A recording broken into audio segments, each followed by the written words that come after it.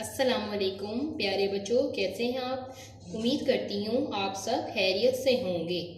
آج ہم اسلامیات کا صفحہ نمبر 9 پڑھیں گے، جس میں ہم دوسرا کلمہ پڑھیں گے، اور دوسرا کلمہ شہادت ہے، جس کے معنی ہیں گواہی دینا۔ اس چیز کی گواہی دینا کہ اللہ کے سوا کوئی عبادت کے لائق نہیں، اور اللہ تعالیٰ ایک ہے، اس کا کوئی شریک نہیں، اور حضرت محمد صلی اللہ علیہ وآلہ وسلم اللہ کے پیارے بندے اور رسول ہیں۔ چلے پیارے بچوں، اب میں آپ کو دوسرا کلمہ پڑھاؤں گی۔ بسم اللہ الرحمن الرحیم۔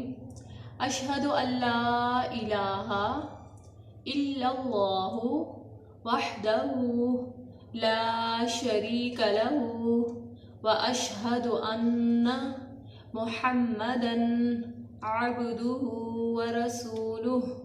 چلیں ایک بار پھر سے پڑھیں۔ اشہد ان لا الہ الا اللہ وحدہ لا شریک لہ واشہد ان محمدا عبدہ ورسولہ۔ دوبارہ پڑھیں۔ اشہد ان لا الہ الا اللہ وحدہ لا شریک لہ واشہد ان محمدا عبدہ ورسولہ۔ میرے ساتھ پھر سے دہرائیں۔